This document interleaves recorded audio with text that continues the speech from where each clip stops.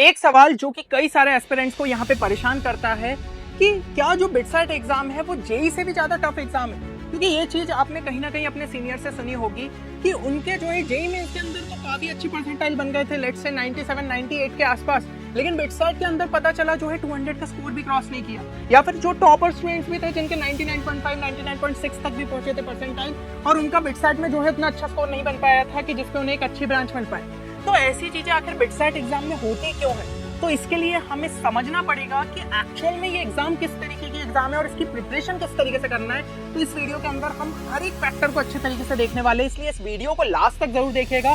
साथ ही साथ चैनल को सब्सक्राइब कर लीजिए क्योंकि बिटसेट रिलेटेड एक्सक्लूसिव कंटेंट आपको सिर्फ इसी चैनल पर मिलेगा। अब सबसे पहले अगर हम यहाँ पे बात करें तो देखो, एक चीज अपने दिमाग में यहाँ पे आप सेट कर लो कि बिटसेट उतना ज्यादा मुश्किल नहीं है, बल्कि अगर मैं कहूँ तो जेईई से आपके लिए आसान है।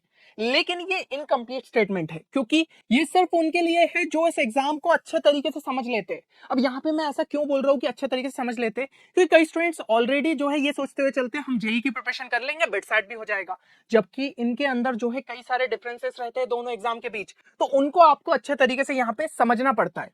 अब उन डिफरेंसेस पे अगर हम नजर डालें तो सबसे पहले बिटसेट के अंदर आपको टोटल 130 क्वेश्चंस अटेम्प्ट करने रहते हैं, that in 180 minutes. JEE Mains के लिए भी सेम टाइम मिलता है जहां पे आपको 75 क्वेश्चंस अटेम्प्ट करने रहते हैं 180 मिनट्स के अंदर।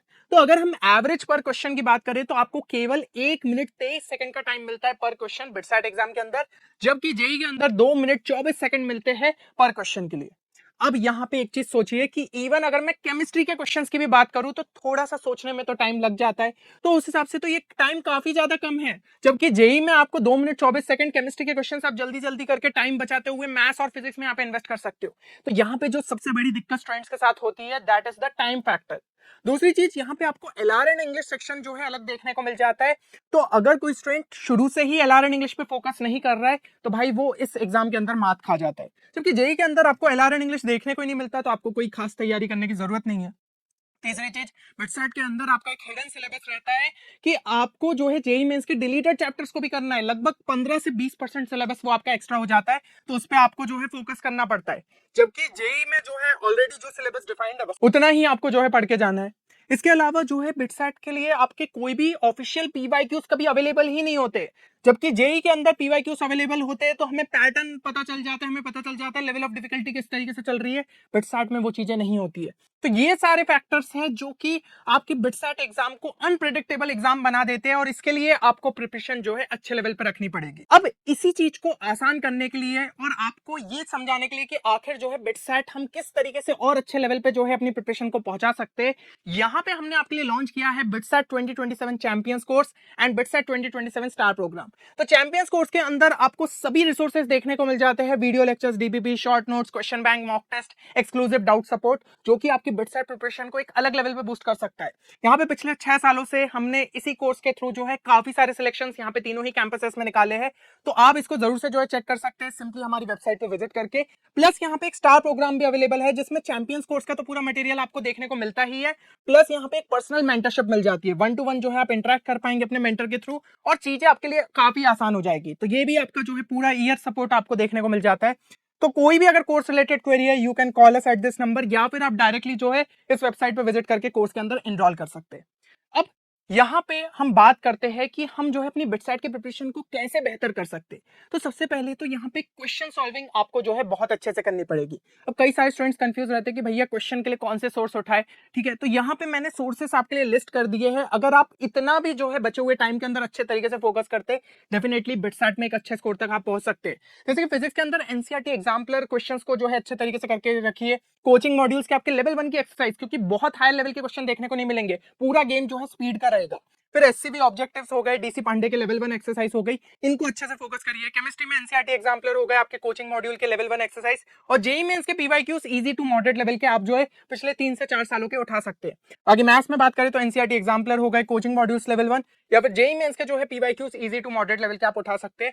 तो यहाँ पे आपको डेली का यही टारगेट लेते हुए चलना है कि कम से कम 40 से 50 क्वेश्चन पर सब्जेक्ट आप करते हुए चलो। और सबसे बड़ी बात कि टाइमर बेस्ड प्रैक्टिस रहे, लाइक 1 घंटे का टाइम आपने सेट कर दिया है कि इतने क्वेश्चंस आपको उतने टाइम के अंदर करना है। केमिस्ट्री में और थोड़ा सा कोशिश किया कि 1 मिनट पर क्वेश्चन रख लिया, फिजिक्स में 1.5 मिनट कर दिया, मैथ्स में 2 मिनट पर क्वेश्चन के हिसाब से टाइम में लेते हुए चले। तो इस हिसाब से लगातार जो है आपको टाइमर बेस्ड रहते हुए अपने क्वेश्चंस को यहाँ पे प्रैक्टिस करना है। दूसरी चीज एलआर एंड इंग्लिश की प्रैक्टिस, ये बहुत इंपॉर्टेंट है और इस फैक्टर को आप यहाँ पे नेग्लेक्ट नहीं कर सकते। यहाँ पे डेली का जो है आप एक चीज कर सकते हैं कि कम से कम 3 न्यूज आर्टिकल पढ़े।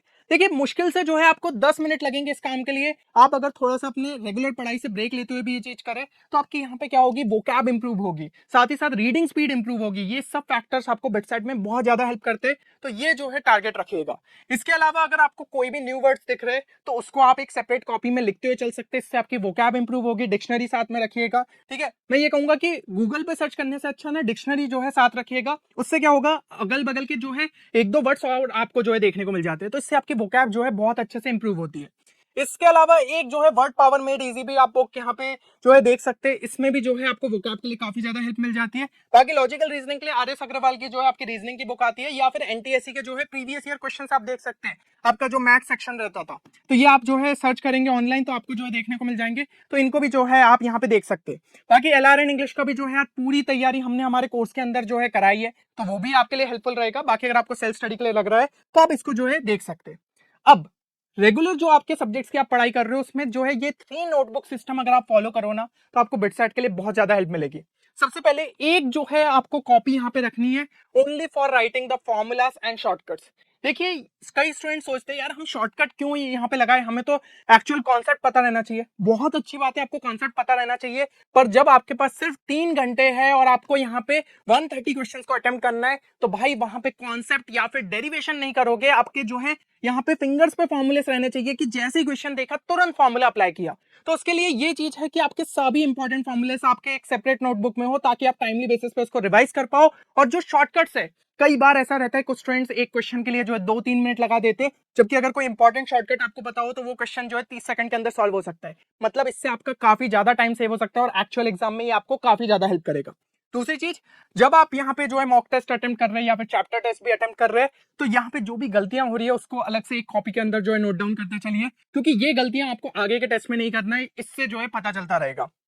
तीसरी चीज, यहाँ पे कुछ अगर आपको इंपॉर्टेंट पॉइंट्स लग रहे हैं कि रिवीजन के, जो कि आप लगातार ऐसे बार बार गलती होती है भूलते जाते हो, तो ऐसे कुछ इंपॉर्टेंट पॉइंट्स लिख लो या कुछ इंपॉर्टेंट रिजल्ट्स आपको देखने को मिल जाए, तो इसके लिए जो है एक सेपरेट कॉपी रख लो। ये 3 कॉपी वाला सिस्टम आपको लास्ट तक बहुत ज्यादा हेल्प करने वाला है, तो इसको अच्छे से जो है मेंटेन करिएगा। फाइनली अगर हम जो है यहाँ पे देखें तो आपको जो है अपने 24 घंटों को जो है प्रॉपर तरीके से ऑप्टिमाइज करना पड़ेगा, क्योंकि देखिए यहाँ पे कंसिस्टेंसी रहेगी तभी जाके जो हमारा ये पहाड़ जैसा सिलेबस है ये अच्छे तरीके से कंप्लीट होगा, प्लस आप जो है अच्छे लेवल पे क्वेश्चंस को प्रैक्टिस कर पाओगे।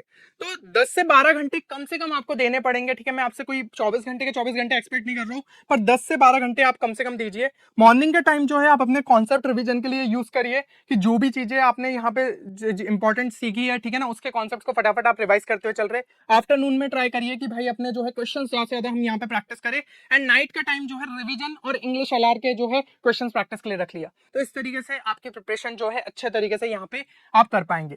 और देखिए आपको दिख रहे हैं कि तीनों कैंपस ऐसी काफी शानदार कैंपस है आपके बिट्स पिलानी के, और कोई भी स्टूडेंट ये मौका नहीं छोड़ना चाहेगा इतने अच्छे कॉलेज में पढ़ने का। तो पूरी तरीके से अच्छे तरीके से जो है प्रिपरेशन करिए। बाकी इसी तरीके का हेल्पफुल कंटेंट लगातार चैनल पे आएगा, तो चैनल को सब्सक्राइब जरूर कर लीजिएगा। चलिए मिलते हैं नेक्स्ट वीडियो में, तब तक के लिए take care and good bye.